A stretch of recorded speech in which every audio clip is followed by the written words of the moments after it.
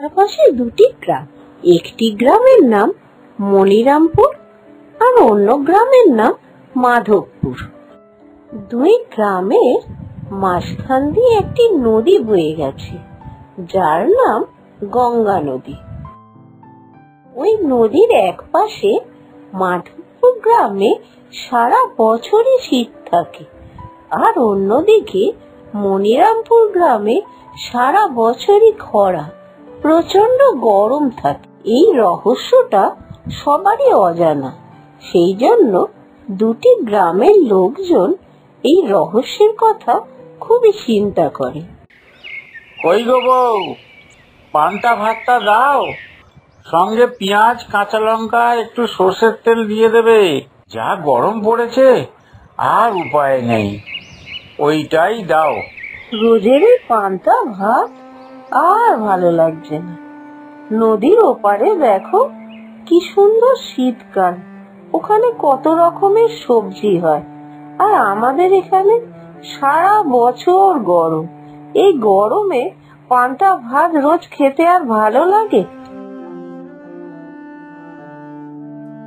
যা গরম পড়েছে আর পারছি না, তার উপরে চড়া রোদ, মাঠে কাজ একদম করতে পারছি না। এবারে দেখি ভোরের দিকেই করে নিতে হবে।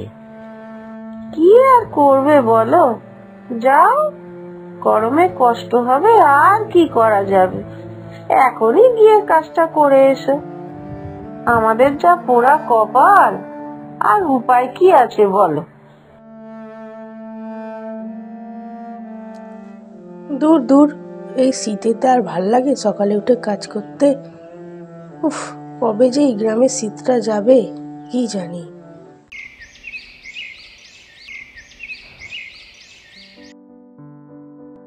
বাবা, তোমার সাথে আমার কিছু কথা ছিল। হ্যাঁ বল বাবা, কি বলতে চাস? দুটো খবর আছে, একটা ভালো খবর, একটা খারাপ খবর। কোনটা আগে শুনবে বলো? তুই এত সকালে কি খুশির খবর এনেছিস বলতো? আরে আমি সেই যে পোস্টমাস্টারের পোস্টের জন্য যে পরীক্ষাটা দিয়েছিলাম না, ওই চাকরিটা আমার হয়ে গেছে। আজকেই চিঠিটা এসেছে, দেখলাম চাকরিটা পেয়ে গেছি। বাহ, এ তো খুব আনন্দের খবর, খুশির খবর। তুই পোস্টমাস্টারের চাকরি পেয়েছিস? বাহ বাহ বাহ, খুব ভালো।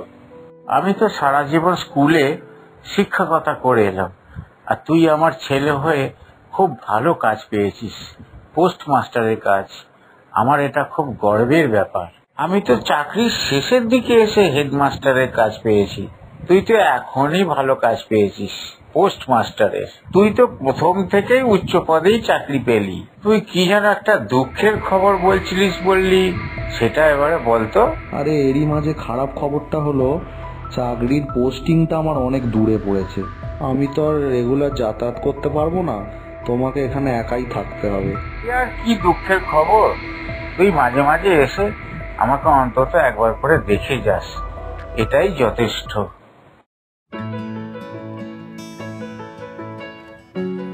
বাবা, সেই মাধবপুর গ্রামে তুই পোস্টমাস্টারের কাজ পেলি? না না না, তুই ওখানে কাজ করতে যাবি না। আমি দেখছি কথা বলে অন্য কোথাও পোস্টিং করা যায় কিনা। আমি আগামীকালই ওপর মহলে তোর চাকরির পোস্টিং এর ব্যাপারে কথা বলতে যাব। যদি কোনো টাকা পয়সাও লাগে তাহলেও তোর চাকরির ব্যাপারে আমি ব্যবস্থা করব। এ কি বলছো বাবা, আমি এত কষ্ট করে চাকরিটা পেলাম আর তুমি সেখানে ঘুষ দেবে? না না না না, এটা আমি তোমাকে কিছুতেই করতে দেব না। না বাবা, ওখানে তুই যাস না, ওখানে ক্ষতি হতে পারে তোর, আমি বারণ করছি। শোন বাবা, শোন। তুমি অযথাই এসব চিন্তা করছো। কাল সকালেই আমার জয়েনিং আছে, আমি যাই, বরঞ্চ ব্যাগ ট্যাগ গুছিয়ে নিতে হবে। ওই জায়গাটার একটা ভয়ঙ্কর অতীত আছে রে, সেই জন্যই আমি তোকে ওখানে চাকরি করতে বারণ করছি। আরে বাবা, একটু গুছিয়ে তো বলবে যে কি জন্য এত তুমি বারণ করছো ওখানে যেতে? কি এমন আছে ওখানে যে তুমি এত ভয় পাচ্ছ আমাকে যেতে বারণ করছো? ঠিক আছে বাবা, তোকে আমি সব কথাই বলছি। আজ থেকে বহু বছর আগেকার ঘটনা, যখন আমি ওই গ্রামে শিক্ষকের চাকরি পেয়ে যাই। তখন আমি মাধবপুর গ্রামের ওই স্কুলের অঙ্কের টিচার। কিছুদিনের মধ্যেই অঙ্কের টিচার হিসাবে আমার নাম ডাক হয়ে যায়। তখন ওই গ্রামের জমিদার ছিলেন অবনীলাল মারুজ্জে, তার বোনের নাম ছিল মিতালি। তোমার সঙ্গে আমার কিছু কথা ছিল। বলবো, কিন্তু তুমি কথা দাও, তুমি এই কথা কাউকে বলবে না। দাদা, আমি না এবারেও অঙ্কেতে ফেল করেছি। ওহো, তোকে নিয়ে যে আমি কি যে করি না। আরে জমিদারের বোন ইংরেজিতে ফেল করেছে, এটা এরপরে পাড়ায় ঢিডি হয়ে গেলে তো আমার মান সম্মান কিছুই থাকবে না। তোকে নিয়ে যে আমি কি করি না। আমি কি করব বলো দাদা?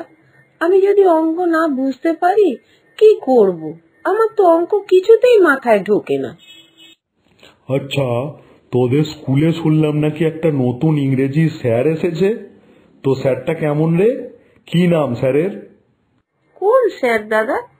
নতুন যে হ্যান্ডসাম একটা সুন্দর দেখতে স্যার এসছে, তার কথা বলছো তুমি? এ কি বলছিস? স্যারকে নিয়ে কেউ এসব বলে? আচ্ছা, আমাকে একবার ওই স্যারের কাছে নিয়ে চ তো। ঠিক আছে, চলো।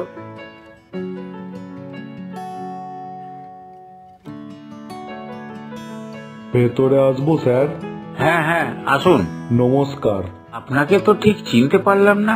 আমার নাম অবনীলাল মারুজ্জে, আমি এই গ্রামের জমিদার, আর এটি হলো আমার বোন, আপনারই স্কুলের ছাত্রী। ওহো, আপনার কথা অনেক শুনেছি।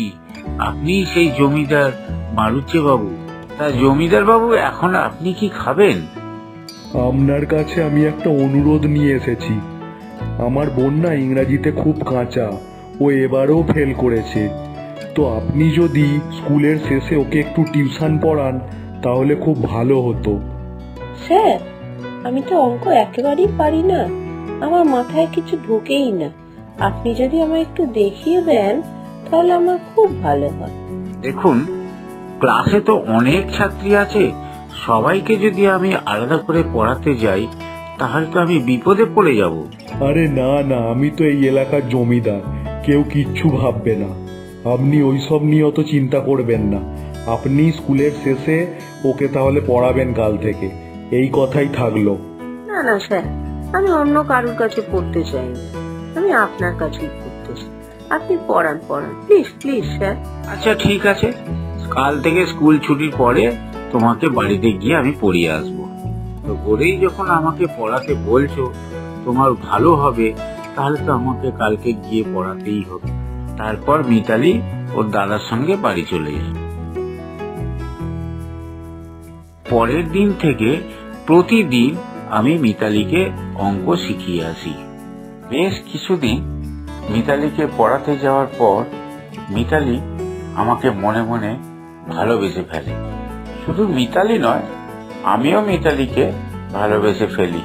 আমাদের ভালোবাসার কথা মিতালির দাদা জেনে যায়। তারপরে আমাদের দুজনের বিয়ে ঠিক করে। তারপর তুমি আমাদের জীবনে এলে, সেই থেকে আমাদের জীবন ভালোই চলছিল।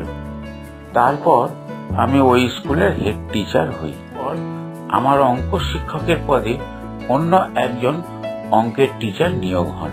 একদিন তোমার মা বাড়িতে না থাকাকালীন নতুন শিক্ষিকা আমাদের বাড়িতে আসেন। বাড়িতে এসে আমাকে কুপ্রস্তাব দেয়, আর আমি সেই কুপ্রস্তাবে রাজি না হওয়াতে আমার ওপর জোর জবরদস্তি করে। আর ঠিক সেই সময়তেই তোমার মা আমার ঘরে প্রবেশ করেন।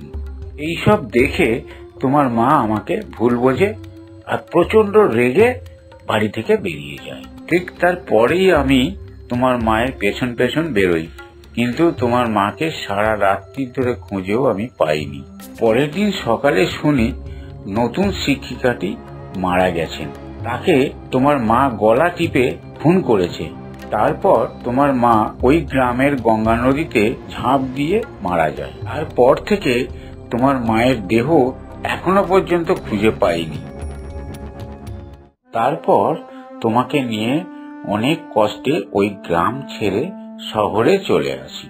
তারপর খোঁজ নিয়ে জানতে পারি ওই নদীটি অভিশপ্ত হয়ে যায়। থেকে নদীর দুপাশে গ্রাম, একদিকে শীতকাল থাকে সারা বছর আর একদিকে গরমকাল থাকে সারা বছর।